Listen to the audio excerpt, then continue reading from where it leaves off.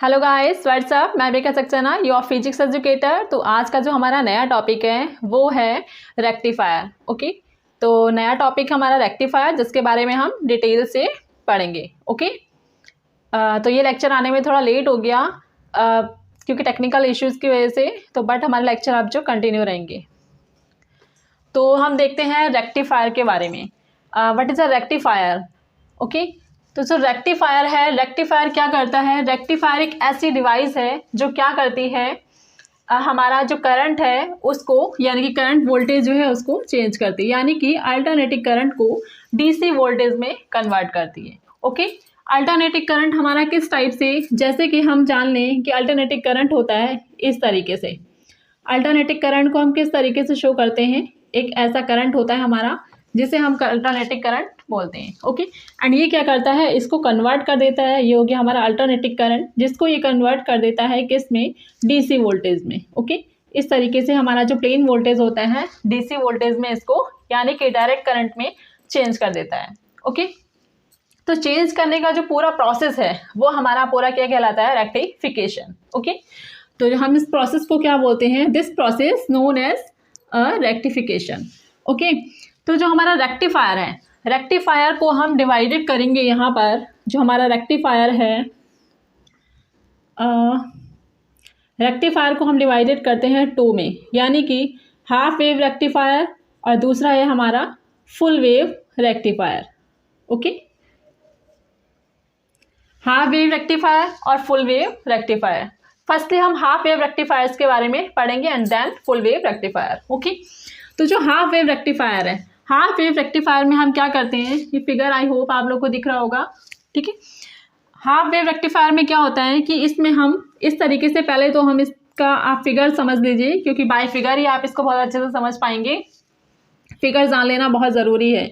Figure में हम इसमें क्या करते हैं? हाफ वेव के लिए हम इसमें एक डायोड को कनेक्ट करते हैं। ओके, फर्स्टली हमने यहाँ किया हुआ है, एक पीएन डायोड को कनेक्ट कर दिया है, जो कि आप देख रहे हैं।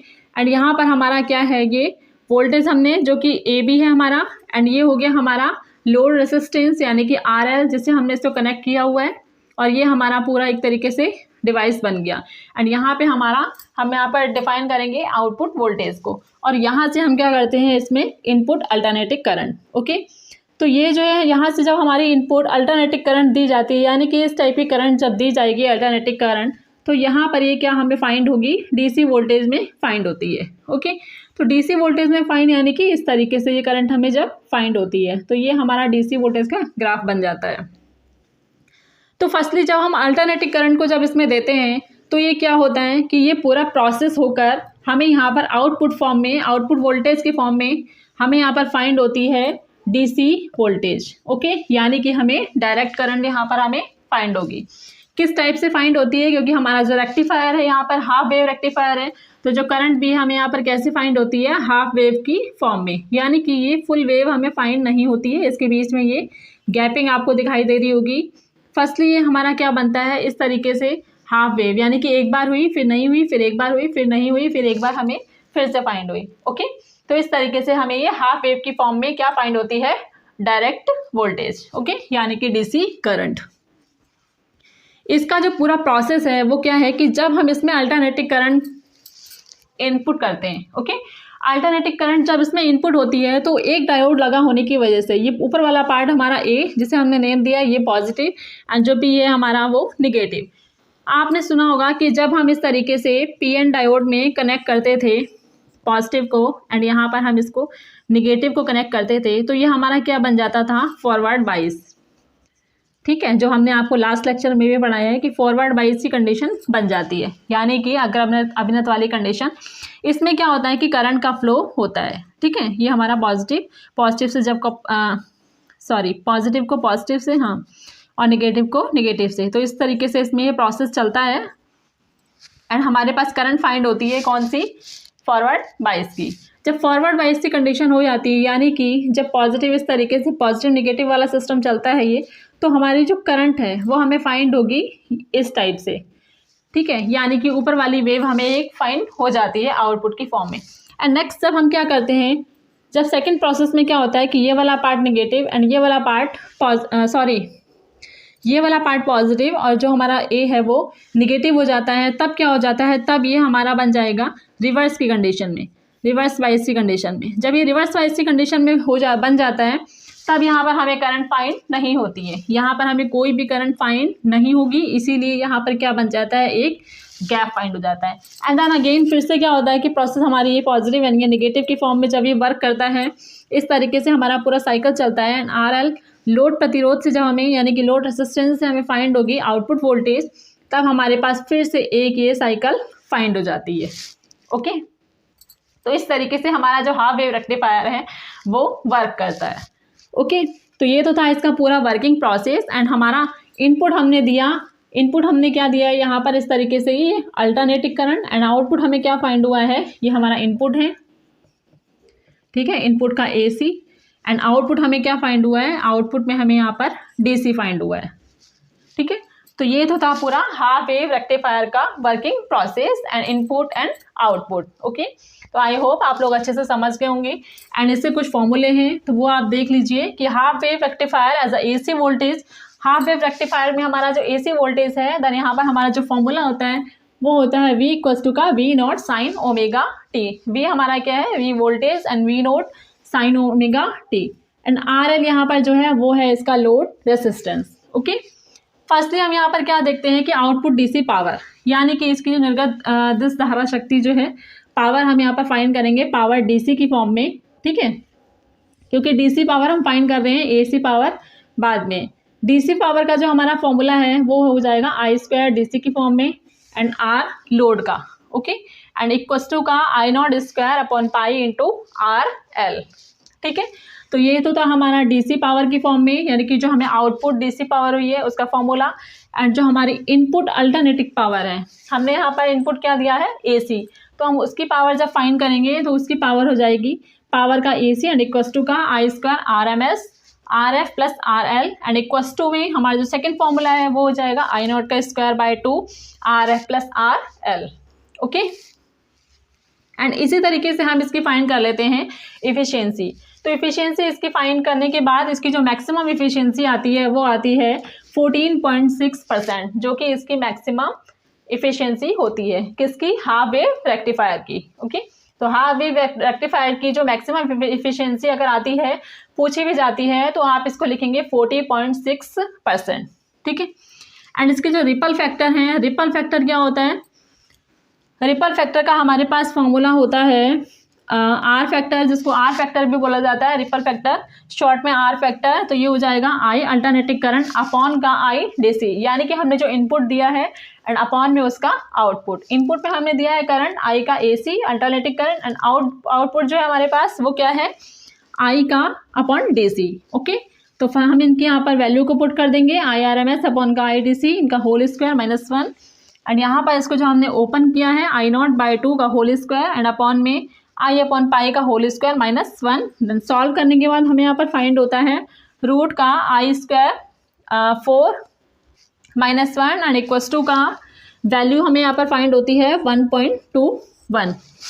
ओके, यानी कि इसका जो रिपल फैक्टर होता है वो कितना होता है, 1.21%। ओके, तो ये तो था हमारा हाफ वेव रेक्टिफायर्स के बारे में। हाफ वेव रेक्टिफायर्स के बारे में लगभग इन्फॉर्मेशन हमने आपको जितनी थी उतनी दे दी, एंड कुछ भी बचता है तो आप कमेंट बॉक्स में कमेंट करके बताएं।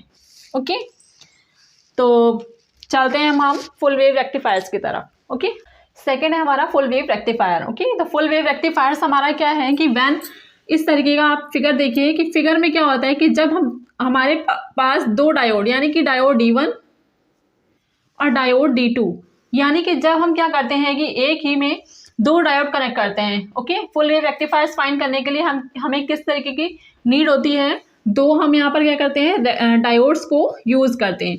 फर्स्ट डायोड हमारा हो गया D1 diode, and second diode हो गया हमारा D2 डायोड। ओके, जब क्या होता है कि अल्टरनेटिव करंट, यानी कि जब हमारी AC इनपुट हम देते हैं, AC इनपुट की फॉर्म में जब इसमें हमने इसमें दी एंड डायोड, तब हमारा क्या होता है कि ऊपर वाला डायोड, इसका जो वर्किंग प्रोसेस है वो होगा कि इसमें जो ऊपर वाला पार्ट है, यानी कि ये हमारा A पॉजिटिव एंड B हमारा नेगेटिव हो जाएगा, एंड जो हमारा डायोड 1 है वो फॉरवर्ड वाइज हो जाएगा। ओके, फर्स्टली क्या होगा कि डायोड 1 जब हमारा A positive and B negative होगा, तो डायोड 1 जो है हमारा वो फॉरवर्ड वाइज हो जाएगा। जब ये फॉरवर्ड वाइज हो जाएगा तब इसमें करंट का फ्लो होने लगेगा। ये आप साइकिल देख रहे हैं, इस तरीके से ये वर्क करेगा। ओके, तो जब इसमें इस तरीके से करंट का फ्लो होगा एंड फॉरवर्ड वाइज होगा तब हमें क्या फाइंड होगा, इस तरीके से ये ऊपर वाली साइकिल फॉरवर्ड वाइज में हमें ये फाइंड होगी। ओके, एंड जो हमारा नीचे वाला पार्ट है तब ये वर्क नहीं करेगा और ये हमारा क्या होगा, रिवर्स की फॉर्म में, यानी कि ये हमारा रिवर्स वाइज हो जाएगा। तब ये क्या होगा कि हम यहाँ पर हमारी कोई भी साइकिल फाइंड नहीं होती है। ठीक है, एंड सेकेंडली क्या होता है कि जब प्रोसेस में ये पॉजिटिव एंड हमारा ये वाला पार्ट नेगेटिव हो जाता है तब हमारा ये वाला डायोड जो है ये काम करना बंद कर देगा एंड जो हमारा D2 है वो एक्टिवेट हो जाएगा। तो हमारा जो D2 है वो वर्क करेगा और इसमें क्या होगा, तब ये वाला हमारा जो D2 डायोड है, ओके, जो हमारा D2 डायोड है वो हमारा फॉरवर्ड वाइज की फॉर्म में हो जाएगा एंड करंट का फ्लो जो है वो इस तरीके से होने लगेगा। उसमें हमने जो हाफ वेव था वहाँ पे हमने लोड यहाँ लगाया हुआ था एंड इसमें हमारा जो लोड है वो हमने दोनों डायोड के मिड में कनेक्ट किया हुआ है। ठीक है, लोड रेसिस्टेंस जो है इसका। तब क्या होता है कि हमारा जो डायोड D2 है वो वर्क करेगा एंड जो हमारा D1 है वो रिवर्स वाइज हो जाएगा एंड D2 जो है हमारा वो फॉरवर्ड वाइज हो जाएगा। जब ये फॉरवर्ड वाइज की फॉर्म में हो चला जाएगा तब क्या होगा कि इसमें करंट का फ्लो होने लगेगा एंड जो हमारा करंट है वो फ्लो होगा और हमें इस तरीके से एक और साइकिल फाइंड हो जाएगी। ओके, इसीलिए क्योंकि हमें यहाँ पर फुल वेव फाइंड करनी है, यानी कि हमें इसको फुल वेव रेक्टिफायर बनाना है और हमें करंट जो है पूरी तरीके से इस तरीके की फॉर्म में चाहिए है, तो हम यहाँ पर कनेक्ट करते हैं दो डायोड को। ओके, क्योंकि हमने एक ही सर्किट में दो डायोड कनेक्ट किए हुए हैं। फर्स्टली ये हमारा जब फॉरवर्ड वाइज होगा तब हमें करंट मिलेगी और ये हमारा रिवर्स वाइज हो जाएगा। एंड सेकंड में क्या होता है कि हमारा ये वाला पार्ट पॉजिटिव एंड ये नेगेटिव होगा, तो हमारा जो ये वाला डायोड है वो वर्क करेगा, यानी कि डायोड D2, और यहाँ पर हमारा डायोड D2 है वो फॉरवर्ड वाइज हो जाएगा और करंट का फ्लो होने लगेगा एंड जो हमारा D1 है वो रिवर्स वाइज हो जाएगा और वो करंट नहीं फ्लो करेगा। ठीक है, तो इस तरीके से हमें क्या होता है कि कंप्लीट साइकिल फाइंड होती है। ठीक है, और ये प्रोसेस हमारी चलती है और इस तरीके से हमें ये कंप्लीट साइकिल फाइंड होती है किसकी, DC आउटपुट की फॉर्म में। ठीक है, और हमने इसमें दिया क्या था, AC, यानी कि हमारा इनपुट क्या था, AC। हमारा जो अल्टरनेटिव करंट होता है वो इस तरीके से जाता है, इस तरीके से। ठीक है, अल्टरनेटिव करंट हमारा किस तरीके से चलता है, इस तरीके से, एंड जो हमारा डायरेक्ट करंट होता है यानी कि हमारा जो DC वोल्टेज है वो इस तरीके से बनता है। और यहाँ पर हम इसको साइकिल फॉर्म में दिखा रहे हैं, तो ये इस तरीके से साइकिल फॉर्म में हम दिखाएंगे। ये पॉजिटिव के केस में चलता है, नेगेटिव में नहीं चलता है। ये पॉजिटिव टू नेगेटिव केस में चलता है। ओके, तो ये तो थे हमारे AC और DC। आप लोग को डिफरेंस अच्छे से समझ में आ गए होंगे। ओके, तो इस तरीके से जो हमारा फुल वेव रेक्टिफायर है वो वर्क करता है। ठीक है, तो फुल वेव रेक्टिफायर हमें फुल वेव साइकिल किस तरीके से फाइंड होती है एंड हमें अल्टरनेटिव करंट हम इसमें क्या करते हैं, इनपुट एंड आउटपुट फॉर्म में हमें फाइंड होती है यहाँ पर फुल वेव रेक्टिफायर, यानी कि ये हमारी फुल वेव साइकिल है ये। ठीक है, तो इसको बोला जाता है, it's known as full wave rectifier. And what is a rectifier? Rectifier हम आपको बता चुके हैं कि जो रेक्टिफायर है जो AC टू DC कन्वर्टेड करता है। ठीक है, जो AC को DC में कन्वर्ट करेगा वो हमारा rectifier, and this process is known as rectification. ठीक है, एंड इसके भी कुछ फॉर्मूले हैं वो आप देख लीजिए कि जिस तरीके से हमारे हाफ वेव के फॉर्मूले थे एंड उस तरीके से फुल वेव रेक्टिफायर्स के भी फॉर्मूले हैं। इसका जो आउटपुट DC पावर है, यानी कि जो हमारी आउटपुट DC पावर सप्लाई जो आई है उसमें क्या हमारा फॉर्मूला बनेगा, I² डायरेक्ट करंट का एंड RL लोड, यानी कि I² इंटू RL, एंड जो हमारा सेकेंड फॉर्मूला है वो बनेगा 2I0/π का होल स्क्वायर डॉट RL। यहाँ पे आप देख रहे होंगे कि हाफ वेव में हमारा क्या था, I0/π का होल स्क्वायर इंटू RL, और यहाँ पे क्या बन गया है 2, यानी कि हमें डबल साइकिल फाइंड हुई है इस तरीके से ये। ठीक है, ये हमें डबल साइकिल फाइंड हुई है क्योंकि हम वहाँ पे हमें गैपिंग मिल रही थी इस तरीके से, और यहाँ पे हमें क्या मिली है, डबल साइकिल। ठीक है, तो इस तरीके से हमने वहाँ पे क्या फाइंड किया हुआ है, 2 का I0/π का होल स्क्वायर इंटू RL। इससे आपको जो इसके फॉर्मूले हैं वो लर्न करने में आसानी होगी। ठीक है, एंड जो हमारा सेकंड है वो है इनपुट अल्टरनेटिव पावर, यानी कि हमने जो इनपुट अल्टरनेटिव दी हुई है, AC करंट जो दी हुई है उसकी पावर क्या होती है, तो उसकी पावर का जो फॉर्मूला है सेम एज है I² RMS RF plus RL and equals to का I0/2 sorry I not square by 2 RL plus RF। Okay, and इसकी जो इफिशियंसी है, ठीक है, इसकी जो इफिशियंसी है हमने लास्ट में पढ़ी थी, जो हमारी कितनी थी 40.6, एंड हमारे यहाँ पर फुल वेव की जो इफिशियंसी है वो होगी 81.2%। ओके, एंड इसका जो रिपल फैक्टर है वो होता है 0.48। ओके, तो हाफ वेव रेक्टिफायर्स के बारे में एंड फुल वेव रेक्टिफायर्स के बारे में जितनी इन्फॉर्मेशन थी, एंड फुल वेव इन्फॉर्मेशन तो लगभग हमने आपको दे दी है। एंड अब देखते हैं हम आगे डायोड्स के बारे में। ओके, जेनर डायोड क्या होता है कि ऐसा डायोड, ठीक है, जेनर डायोड एक टाइप का डायोड ही होता है। एंड वाई इसको हमने नेम क्यों दिया है जेनर डायोड, तो जेनर नाम के एक साइंटिस्ट थे जिसके नाम पर इस डायोड को जेनर डायोड नाम दिया गया। ओके, तो जेनर जो है हमारे वो एक साइंटिस्ट हैं, जेनर एक साइंटिस्ट का नाम है। ओके, जेनर साइंटिस्ट थे जिसके नेम पर इसको क्या बोला गया, जेनर डायोड। ओके, तो उन्होंने ये डायोड डिफाइन किया था। एंड इस एक तरीके से जो जेनर डायोड है वो हमारा कैसे बनता है, एक एक्स्ट्रा हम इसमें क्या करते हैं, इम्प्योरिटीज़ को ऐड करते हैं, यानी कि इसको हम डोपिंग डायोड भी बोलते हैं। एक्स्ट्रा इम्प्योरिटीज़ को ऐड करना हमारा क्या कहलाता है, एज अ डोपिंग। तो डोपिंग डायोड भी हमें से बोला जाता है। तो जेनर डायोड और doping diode as a same, ठीक है।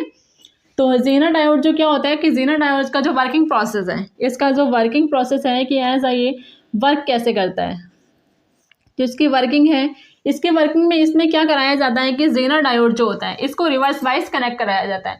रिवर्स वाइज इसको कनेक्ट करा के, ठीक है, रिवर्स वाइज की कंडीशन में इसमें क्या किया जाता है कि इसके वोल्टेज रेगुलेशन को, ठीक है, इसका जो वोल्टेज है उसको इतना हाईएस्ट पॉइंट तक इंक्रीज किया जाता है या बढ़ाया जाता है जब तक कि इसमें क्या होता है कि इसका हमें हाईएस्ट ब्रेकडाउन पॉइंट हमें फाइंड ना हो जाए, तब तक इसको रिवर्स वाइज कंडीशन में इसमें वोल्टेज इंक्रीज की जाती है। ओके, तो क्या होता है कि इस तरीके से ये तो ऊपर वाला जो हमारा बनता है वो फॉरवर्ड वाइज में बनता है, एंड जो हमारा नीचे जो हमारे यहाँ पर ग्राफ फाइंड होता है हमें फाइंड होता है रिवर्स वाइज की कंडीशन में, ठीक है। तो रिवर्स वाइज की कंडीशन में हमारा जो जेनर डायोड का आप ग्राफ देखेंगे तो वो इस तरीके से बनेगा कि इस तरीके से आया, एंड यहाँ पर इसमें क्या होता है कि रिवर्स वाइज की कंडीशन में वोल्टेज को इतना ज़्यादा इंक्रीज कर दिया जाता है कि हमें यहाँ पर इसका हाईएस्ट ब्रेकडाउन पॉइंट फाइंड हो, ठीक है।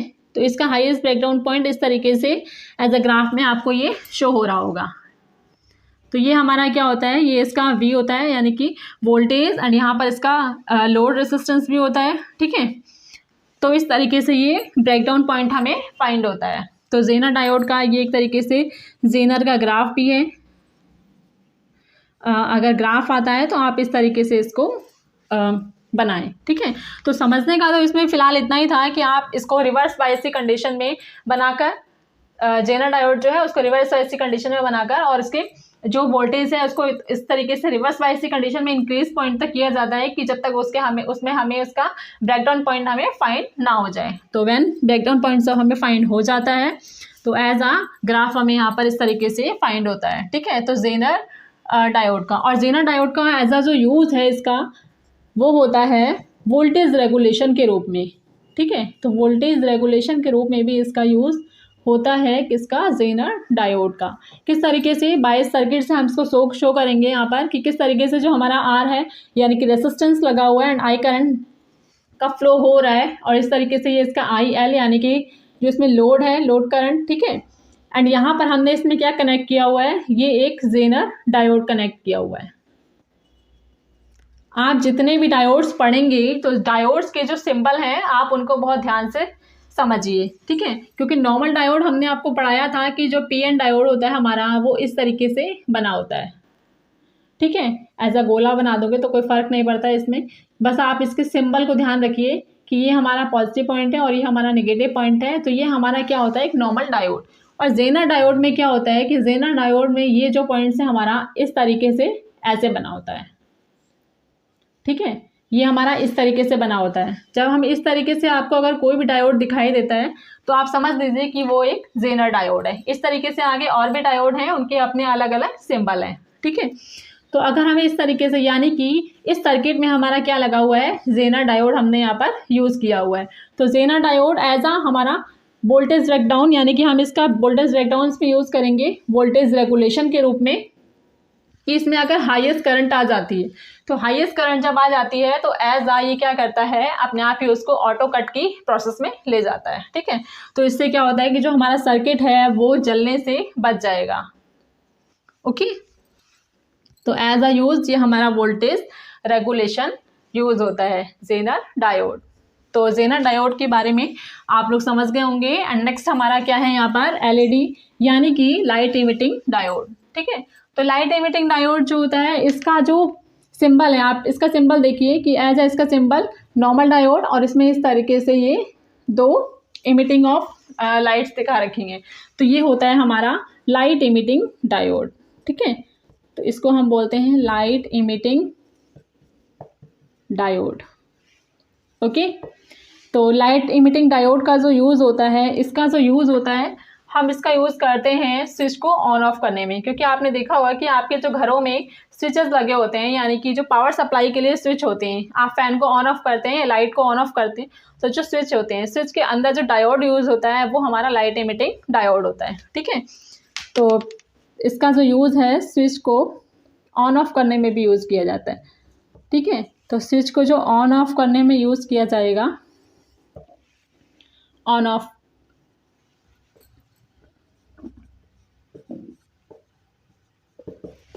ठीक है, तो स्विच को जो ऑन ऑफ यूज़ करने में किया जाता है वो होता है हमारा लाइट इमिटिंग डायोड। हमें जिस तरीके से लाइट चाहिए होते हैं, एज अ यूज इसका इसमें भी किया जाता है कि जैसे हमारे जो लाइट बल्ब्स होते हैं, यानी कि आपने देखा होगा green lights and yellow light, अलग अलग टाइप्स की जो लाइट्स होती हैं, उनमें जो डायोड्स यूज़ किए जाते हैं, ऐसा वैसा हम क्या लग लेते हैं, उसमें मटेरियल यूज़ कर लेते हैं, यानी कि ऐसा उसमें सेमीकंडक्टर यूज़ करेंगे और हम वहाँ पर जो डायोड यूज़ करेंगे वो लाइट इमिटिंग डायोड यूज़ कर लेते हैं। ठीक है, तो लाइट हमें वैसे ही प्रोवाइड होती है। तो लाइट इमिटिंग डायोड का यूज़ एक वहाँ भी होता है। ठीक है, तो ये तो थे हमारे डायोड्स, एंड और भी हमारे डायोड्स हैं जिसका थ्योरेटिकल है, तो आप उनको अच्छे से बुक में अपने पढ़ सकते हैं। उसमें समझाने वाला इतना कुछ नहीं है, बट डायोड का जो यूजेस है एज आप समझ गए होंगे, जो मेनली है इंपॉर्टेंट ऑफ एग्जाम, तो वो है हमारा जेनर डायोड। तो जेनर डायोड का एज अ सिंबल ये होता है हमारा। ठीक है, ये हमारा पूरा क्या है, जेनर डायोड का सिंबल। एंड डोपिंग डायोड भी इससे बोला जाता है। एंड इसका जो हमारा वर्किंग प्रोसेस है वो आप इस तरीके से इसको जब सर्किट में कनेक्ट करते हैं, एंड आप ये फिगर बनाइए। ठीक है, एंड इसका जो हमारा ग्राफ है जेनर डायोड का और वर्किंग प्रोसेस है, तो वो इसमें इस तरीके से दिखाई जाएगी। ठीक है, बाकी थ्योरेटिकल है, आप अपने बुक से इसको समझ सकते हैं। ओके, तो it is a important topic for exam. ठीक है, ये हमने आपको बता दिया है कि इम्पॉर्टेंट टॉपिक है जेनर डायोड। एंड बाकी अदर भी डायोड्स हैं जो कि 1 मार्क्स में पूछे जा सकते हैं। एंड आज हमने देखा रेक्टिफायर के बारे में, half wave rectifiers and full wave rectifiers. तो आई होप आप लोग को अच्छे से समझ में आ गया होगा। एंड नेक्स्ट टॉपिक हम स्टार्ट करेंगे। आगे हमारे कुछ पॉइंट्स रहते हैं जैसे कि ट्रांजिस्टर, एम्पलीफायर। ठीक है, एंड उसके बाद हम लॉजिक गेट्स के बारे में पढ़ेंगे। ठीक, तो मिलते हैं हम आपको नेक्स्ट वीडियो में। एंड तब तक के लिए टेक केयर, पढ़ते रहिए, अपना ध्यान रखिए, टेक केयर, बाय बाय।